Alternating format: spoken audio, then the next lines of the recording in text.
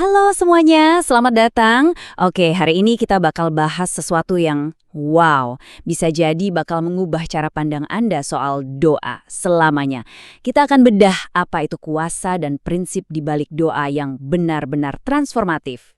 Pernah nggak sih ngerasa doa kita tuh kayaknya cuma mantul di langit-langit aja? Saat-saat kita bergumam, halo ada yang dengar nggak ya? Kalau pernah, Anda nggak sendirian kok. Tapi gimana kalau saya bilang, ada cara berdoa yang jauh lebih dari sekedar rutinitas? Nah, disinilah kita masuk ke inti pembahasannya, doa yang mengubahkan. Ini tuh bukan soal ngucapin kata-kata yang benar atau ngikutin ritual, bukan. Ini soal koneksi, komunikasi yang hidup dengan Tuhan, yang benar-benar punya kekuatan buat mengubah segalanya. Dan perubahannya dimulai dari dalam diri kita. Oke, yuk kita bedah lebih dalam. Supaya kita ngerti gimana cara kerjanya, kita harus paham dulu nih, kuasanya itu datang dari mana. Dan kuncinya itu sebenarnya simple banget, kita cuma perlu geser fokus kita. Ini nih, poin yang paling penting. Efektif atau enggaknya doa kita, itu sama sekali bukan karena seberapa puitis kata-kata kita, atau seberapa lama kita berlutut. Kuasanya itu murni, 100%, datang dari karakter Tuhan yang setia, dan telinganya yang selalu siap mendengar kita. Dan ini bukan cuma teori loh, ini tuh undangan langsung dari Tuhan sendiri. Coba deh perhatiin janjinya. Berserulah dan balasannya, aku akan menjawab. Ini fondasi keyakinan kita, sebuah janji yang kokoh banget yang bisa kita pegang. Dan Yesus sendiri, dia mempertegas lagi janji ini. Lihat deh kata-katanya. Minta, cari, ketok. Ini semua kan kata kerja aktif ya. Artinya kita tuh diundang buat proaktif, buat melakukan sesuatu dalam doa. Dengan keyakinan penuh, kalau pasti akan ada jawaban. Oke, kita udah paham dasarnya kan? Sekarang pertanyaannya, gimana caranya? Yuk kita masuk ke bagian praktisnya. Ada beberapa prinsip kunci yang bisa jadi panduan kita. Anggap aja 4 hal ini tuh kayak pilar ya, pilar yang bikin doa kita kokoh. Pertama, kita pastiin dulu nih, apa yang kita mau itu sejalan sama kehendaknya.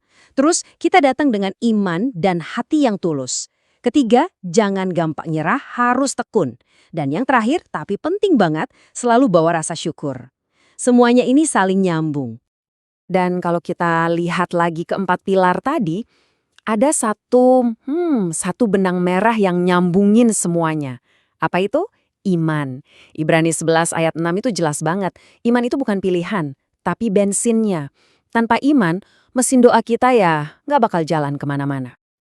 Tapi, ya namanya juga perjalanan ya, pasti ada aja hambatannya. Nah, penting banget nih, kita tahu apa aja sih jebakan-jebakan umum dalam doa, supaya kita bisa menghindarinya. Dan slide ini nunjukin jebakan paling besar, ragu-ragu. Di kitab Yakobus itu digambarin dengan jelas banget. Orang yang ragu-ragu itu kayak ombak di laut, kesana kemari nggak stabil. Sebaliknya, iman itu kayak jangkar kapal. Dia yang bikin kita tetap kokoh, percaya sama janji Tuhan, bahkan waktu kita belum lihat apa-apa. Oke, selain keraguan, ada 2 hal lagi yang harus kita waspadai. Pertama, motif kita. Kitab Yakobus ngingetin, jangan sampai kita berdoa cuma buat menuhin keinginan egois kita. Dan yang kedua, ini juga sering jadi penghalang, yaitu hati yang gak mau mengampuni. Di Markus 11 ayat 25 dibilang kalau rasa pahit itu bisa jadi tembok besar antara kita dan Tuhan. Terus buat apa sih kita repot-repot melakukan ini semua? Apa untungnya?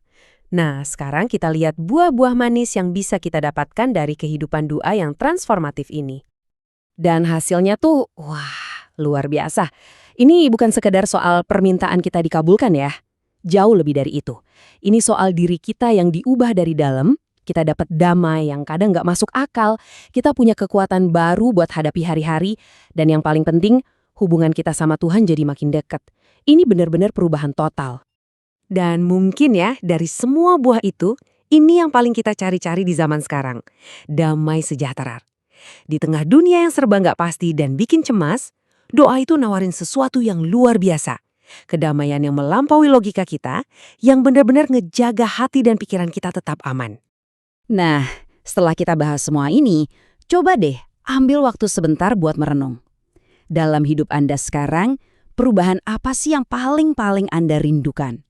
Karena siapa tahu ya, jawaban yang Anda cari itu dimulai dari satu doa yang sederhana, tapi diucapkan dengan keyakinan penuh.